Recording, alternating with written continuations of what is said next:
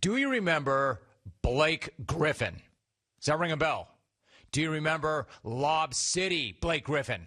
You know, the guy who used to average a 20-point double-double, a dude who would dunk over cars, do national endorsements, generally destroy anybody and anything that got in his way. You remember that guy, right? Now, Griffin is in Detroit, and Detroit is looking to get Griffin out of Detroit. The team announced yesterday that the six-time All-Star will be out of the lineup until the organization and Griffin's team, personal team, are able to work out a plan for his playing future. He's not going to play until they figure it out. GM Troy Weaver told ESPN, and I quote, "After extensive conversation with Blake's representatives, it has been determined that we will begin working to facilitate a resolution regarding his future with the team that maximizes the interest of both parties. We respect all the effort Blake has put forth in Detroit and his career and will work to achieve a positive outcome for all involved." End of quote. For his part, Griffin issued a statement which read, quote, "I am grateful to the Pistons for understanding what I want to accomplish in my career and for working together on the best path forward." End of quote. So let me help you with these statements. I can translate them. The team is trying to trade him, and if that doesn't work out, they'll buy him out. And he will not be playing in Detroit until they have that completed. In other words, Blake Griffin is done in Detroit. Now, on the surface, you might be thinking, why would a team that's in dead last in the division look to get rid of Blake Griffin? Why is a team in that spot that has struggled to find an identity for years looking to dump their most recognizable player? It's because Blake Griffin is barely recognizable.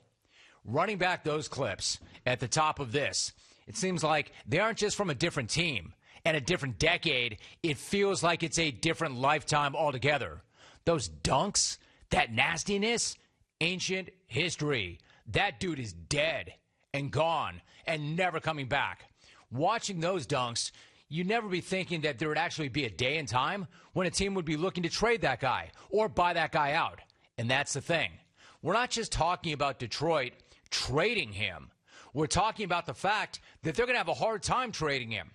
Time was, if Blake Griffin was on the trade block, there would be teams lined up around the block to get to this guy.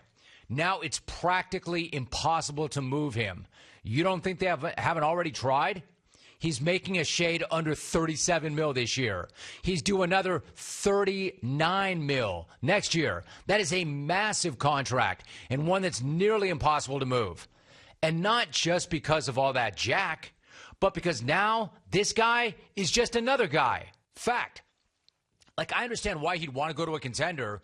I'm just not sure why a contender would want to bring him in, especially at that cost, because he's not the same player, not even close. I'm not even talking about the fact that he's averaging 12 points per game and that he's shooting less than 37% from the field.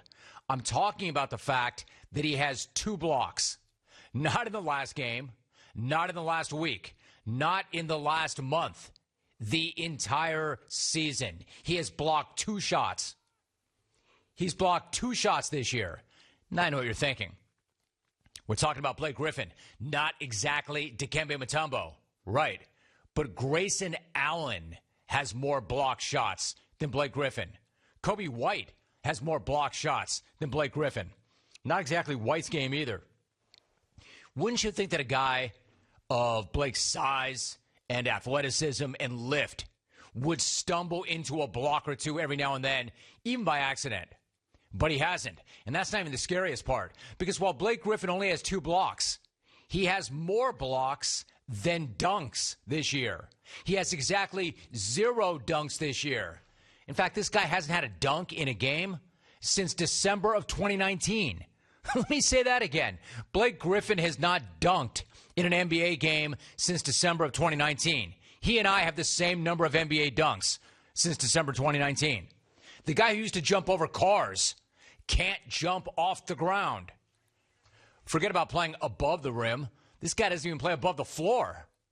Quietly, while nobody was watching the Pistons, Blake Griffin turned into a dude in cement shoes. So, if you're a fan of another team and you're thinking, hey, sweet, We can get Blake Griffin. We can get him in a trade. We can get him in a buyout. That's fine. Just know what you're getting. Because you're not getting an all-NBA guy who jumped over cars. You're getting the guy who has not dunked in a game since the movie Cats was in theaters. Now, in fairness to Blake, this is not all his fault. Not all of it.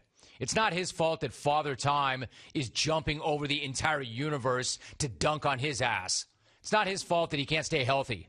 And no, he didn't go Sean Kemp, post-lockout and put on 40 or 80 pounds. He's just breaking down physically and looks like a shot fighter. And I'm sure it's got to suck to be in that spot right about now. It's got to suck to have been that guy and now be this guy. It has to suck to have the Pistons tell you you're not in their plans. And not only that, but you're in the way of their rebuild. Pistons are effectively telling Blake Griffin they would be better off without him. And they're right. And he's lucky they're trying to do right by him, or at least right by what's left of him. If you had ever said to me, even a few years back, that this is a guy that would be on the trade block or a possibility of a buyout, I would have never believed it. But here we are.